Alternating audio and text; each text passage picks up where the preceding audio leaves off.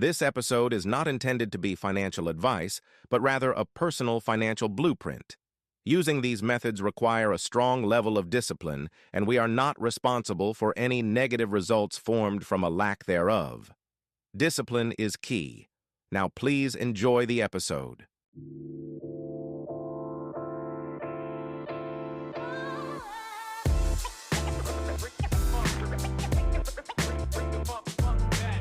What's up, guys? Welcome to episode 3 of season 1, Cash and Confidence, where we talk money, market power, and respect. I am your host, Mo Money, and I am so happy about this episode today. Okay, we are going to get into the nitty gritty, and we are not going to sugarcoat it. Amen. Amen. First off, I want to thank everyone for listening to episodes 1 and 2. If you haven't, what are you doing? But if you have, thank you. Also to those who have signed up for the VIP newsletter, honestly, if you are listening to the episodes and you're getting the newsletter and you're following and you're implementing, you are on your way to financial success at this point. But after this episode, you're going to be even further. All right. So today's episode, without further ado, is going to be all about the credit and debt trap, how to flip it into wealth. All right. As y'all know, I am not a machine. I cannot hold everything into my head like GPT. That gummit. I keep saying GBT. So I have written stuff down. Okay, just to keep me on track. So if you see me look this way, that's what I'm doing. So, yeah, credit and debt, it's weird because a lot of people get into this weird space after high school where they're getting these pre-approval offers for credit cards, and you're finding yourself in debt because you're buying your first apartment, right? And you need to furnish it. And a lot of people don't know financial literacy, to be able to say, okay, what do I need to do when I get these credit cards? What do I need to do when I get these loans? Or how can I acquire assets? They're not thinking about those things after college or high school. And so once you get these credit cards, I'm probably going to speak to a couple people in this choir. Once you're getting them, you don't know what you're doing with them, and then you max them out, and then it is almost unbearable to get them gone, and then it goes into collections, and then your credit score is messed up, and then you're just sitting there like, what did I do? And now it's years later and you're an adult, and you're just realizing like, dang, I really messed that up as a kid. And now you have this bad ideology and this concept of credit and debt and how it's a scam and this and that. And while it can be a scam, it can also be very much leveraged. And so I'm sorry if you fell into that trap. I'm sure a couple of y'all have. Let me see your hands. I can't see them, but I know they're there. So anyways, first segment that we're going to be talking about is the setup, right? We're going to talk about how this setup, this programming, this structure has been set up to keep us trapped in this ever so vicious cycle of being in debt. Or even if you get debt free, now you don't have the credit. You don't have a credit profile to show your credit worthiness, right? And so we have to first restructure our minds to how credit works and to how debt can, how debt is, and how debt can actually help us if we use it correctly.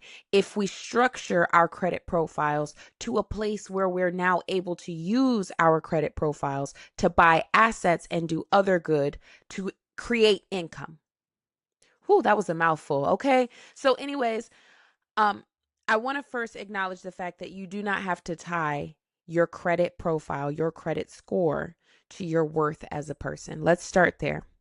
Because a lot of people think that if they don't have the perfect credit score, that they're broke or they don't have the means to be able to do things. Everyone has the means to be able to do it. You just have to have the people, the resources who can help you, like Cash and Confidence podcast and the VIP newsletter. Wink, wink. But also just being able to implement it, having the discipline to get out and actually do it. The things that I'm going to tell you in the next segment are not going to be of any value if you don't implement them, right? You can listen to it all day long, But if you don't get out here and actually do the things that need to be done and maintain the discipline in doing it, it doesn't matter what I say. But I am going to say it because I do believe the ones who are going to hear it are going to hear it, if you following what I'm saying. And the ones who are just listening are just listening. So, this is now segment 2, which is called Flip the Trap. All right. So, how do we flip the trap? Well, I'm going to tell you exactly what I did. So, when it comes to debt, firstly, you want to get a personal loan. Okay, anywhere from 1 to 5,000. If you could do more than that, go for it. But I would say do 1 to 5,000, um, just to start, just to get your feet wet. Okay, you're gonna get a loan. It can be from your credit union if you have one, if you have that personal relationship to get one, or your bank. Um, or if you don't have very good credit and you can't get a loan from them, you can go through places like Net Credit, Integra Credit, and Op Loans. Op Loans is one of my personal favorites. I'll go ahead and link a referral down below for you if you'd like. If you don't have the best credit, I do want to pre-warn you by saying the APRs are extremely high. They're like 100%, but trust the process, okay? We going to talk about it, and we're going to talk about what you have to do to avoid paying so much interest, okay? So you can use one of those three to get your personal loan. Once you get the funds, usually if you use one of those three that I gave you, they're going to send it to you the same day. You're going to take 90%. So if you're getting $1,000 loan, you're going to take a 900 of it, and you're going to pay that loan off by 90%. Okay. So now you have 90% of this loan paid off. You do not have to worry about it. The remainder is what you now have to pay. And it's not going to come without interest because, again, they have very high interest rates. So you are going to have to pay interest on the remainder. But the money that's left over, you need to put it somewhere.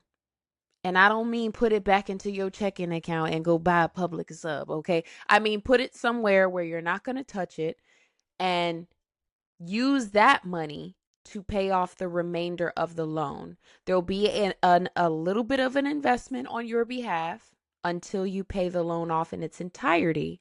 But this is going to get you to a place where your credit profile looks good. As long as you have only 10% left on the loan, you have a very small amount.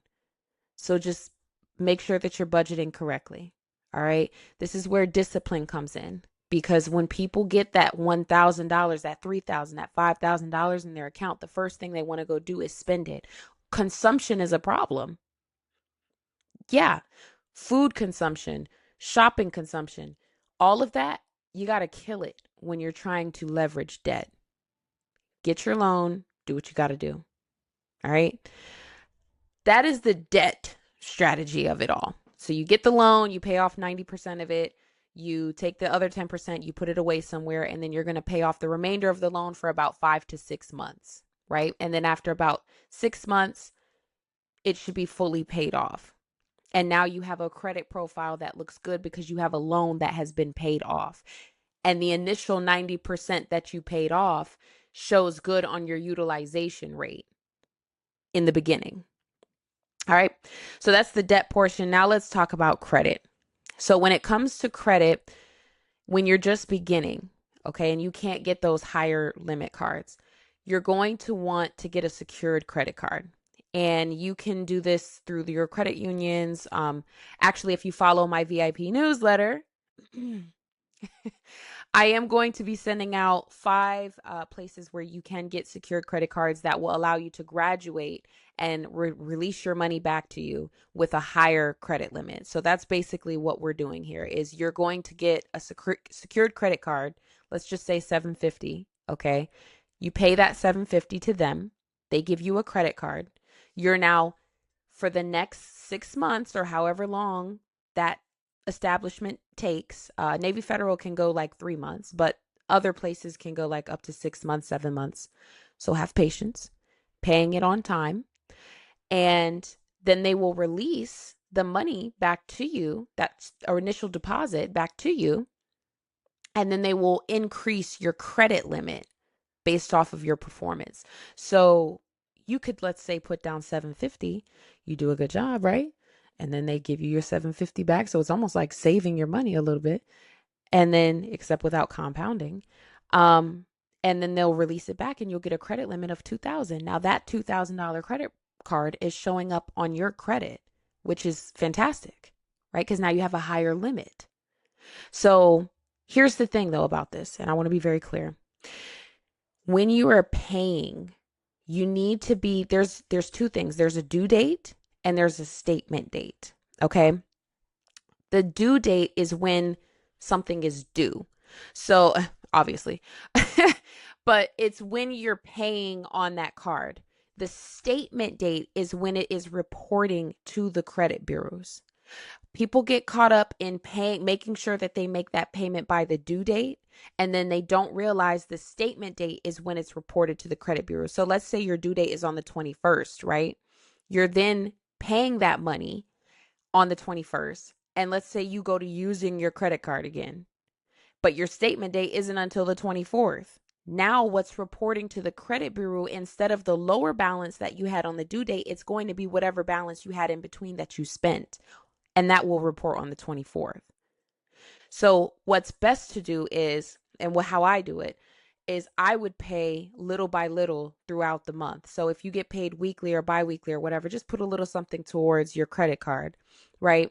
That way your due date, you have a zero balance that's due on the due date. You don't got to worry about the due date. All you're focused on now is the statement date. I need to make sure that I pay it down to 3% utilization, or sometimes you can pay it completely off, but it's good to have 3% so you're showing your creditor that you're using your card. Paying that by your statement date. That will help you with boosting your credit, okay? People get trapped up in that part. So I want to make sure that it's clear, and please feel free to go backwards on it, okay? But yeah, so getting those cards, the secured card, putting that money down, it's a little investment in the beginning, but you're getting that deposit back. And then when they release it and you graduate, they're going to give you a higher credit limit. So now you have not only leveraged debt because you've got loans on there, but now you're leveraging credit. So now combining the two, you're building a credit profile, a worthy credit profile on top of your auto loan or whatever other kind of loans you have. Now you're able to get those higher credit limits. And that's how when people get those higher credit limits, they're not just using it to go buy a pair of Balenciagas. I mean, you can, after you establish yourself, start that business. Okay. Start that side hustle, whatever it is that you want to do. Listen to episode 2 and start a side hustle. Episode 2. Amen. And I am also going to be talking about on the podcast about business credit and how to start a business, all the processes for it. We're going to talk about all those things. But for right now, the main focus should be leveraging that credit and your debt and building that credit profile up. Are y'all catching the theme that we're going with here? The first episode was mindset and shaping it into money. The second episode was getting more of it in the smaller micro term, right?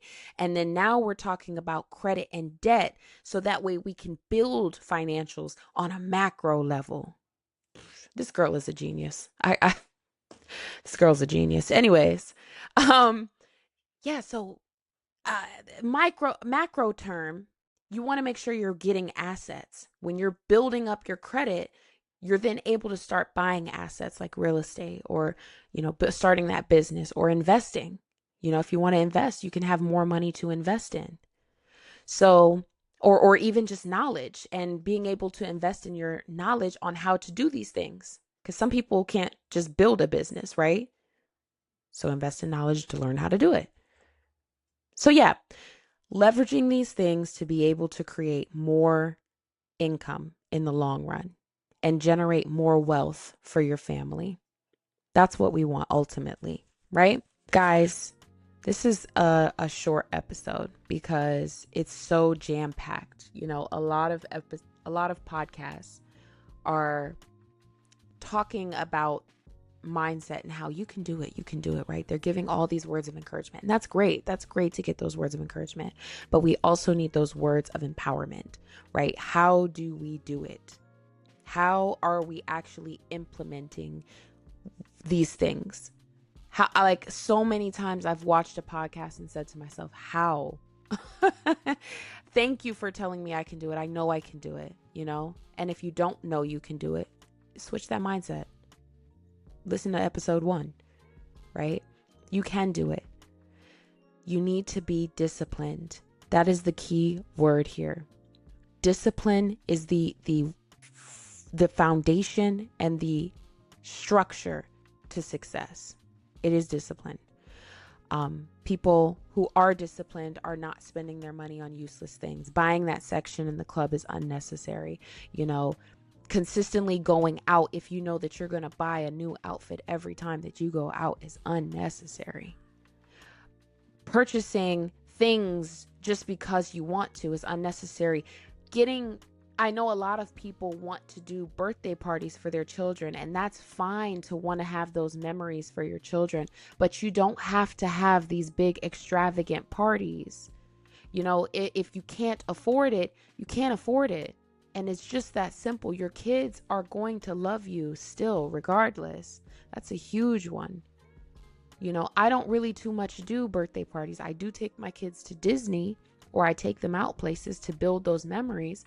But sometimes, and I have an annual pass, you know, so that's a whole other investment, but it's better than paying, you know, $2,000 just for a party that only lasts for the day. You get an annual pass at Disney, at least for the entire year. So, you know, just be mindful of the spending. I'm not telling you whether you should or should not throw parties. I'm saying to the people who can't, don't. It's simple. You know, be mindful of your money. When we think about it, trapped people make obedient workers. The longer that you're trapped, the more that you're not able to see your full potential, the more that you're not able to reach those financial goals that you want to, and you find yourself in these pits of just depression or negative thinking, it creates obedient workers, because now you're reliant on the 9 to 5. That's a consistent check because you don't believe in yourself to do anything else. It's not fair to us. And it's time that people really start to understand financial literacy, and we have to pass it down to our generations to come. That's just what it is. Not everybody, like I said, is going to be able to hear that. They're going to listen. They won't hear it though. I hope you do. I also hope you do subscribe to the VIP newsletter if you haven't already. I also hope that you listen to episode 1 and 2 of Cash and Confidence podcast, because this is the best podcast, to be honest with you. Who else do you know has a podcast right now that is out here giving you the literal financial blueprint? And they're not giving you extra fluff and stuff, even though I am a certified yapper and I come on here and I yap. But I gave you literally the blueprint. Now it's time for you to get up. I encourage you to action yourself. Go out and actually do the things that you need to do. Get into your side hustle bag. Make that extra money. Get into that negotiating bag. Negotiate with your job if you can. I know the economy is not that easy. You know, so if you cannot negotiate, if you cannot pivot, make sure that you're going out and doing those side hustles. If you can. When I'm doing my side hustle, I'm taking my kids with me. Put them right up in the back seat. Let's go hustle together. And once you're doing that, get that loan. Do not spend that loan. Do what you're supposed to do. I gave you the blueprint. Take it. Use it. Those companies that I gave you, and again, I'm going to put op loans down in the description so that way you can use them. Because I highly recommend them. They're going to go off of when you get paid. So if you get paid weekly, bi-weekly, whatever the case, you can use them based off of how frequently you're paid. They do have a high APR. Again, those companies have about 100 and something percent APR. But the objective is not to be in that loan for the 2-3 years that they're offering to you. You're only going to be in it for a couple of months. And that's just to leverage it enough to build your credit profile. That's all you're doing. Right. And then with the secured cards, remember to follow my VIP newsletter, because I am going to give some different credit unions that will allow you to graduate from whatever your deposit is for the secured card. And then you'll get those higher limits. Okay. Try to get yourself into a credit union of some sort, because credit unions are good to leverage when you are trying to build credit. Especially if you can get your credit profile good enough to start taking those personal loans out through them. Actually, Navy Federal this is a good little tip right here too, if you're still with me. Navy Federal has a pledge loan where you can do this whole entire structure that I gave. You get the pledge loan. You can give them however much, $3,000 on a pledge loan. That's $3,000 that's reporting on your credit.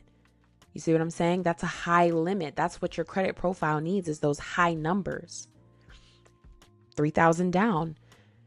Pay off in the way that we said, 90%. Go back. Keep the remainder of the 1,000, put it away somewhere, and just pay it off. And as you're paying it, because the pledge loan is where you're paying the money. It's like a secured card, but a secured loan. So you're giving them $3,000 and they're giving you it back as a loan. And you're essentially paying it off with your own money. So putting that money away into your savings and just paying it off, they're going to give you the money right back. You're going to pay them. They give you the money right back. I can't spell this out any better. I mean, honestly, guys, if y'all are enjoying this content and you're feeling like confident to be able to start on your financial success, please give this a rating. Like, give my podcast a rating, 5 stars preferably. But I'm not going to tell you what to give me. Just whatever it is that you feel in your heart you want to give to somebody as great as Mo Money. Love y'all so much. Anyways, yeah, guys, so just be mindful of the trap. Be mindful of the system. This was a really short episode because this was just straight to the point. I didn't want to waste any time with it. As we get into the future episodes, we're really going to dive in deeper. Episode 4, I believe, is going to be about budgeting. So don't quote me on that. God, we can get to next week and it could be something completely different. But I am going to talk about budgeting, because if you're going to be leveraging debt and credit and things like that, I think it is important to know how to budget your finances overall to be able to pay for these things like your credit card. Okay. So, yeah, guys, thank you so much for watching. That was episode 3, the credit and debt trap. And I will catch you guys for episode 4. Until then, namaste.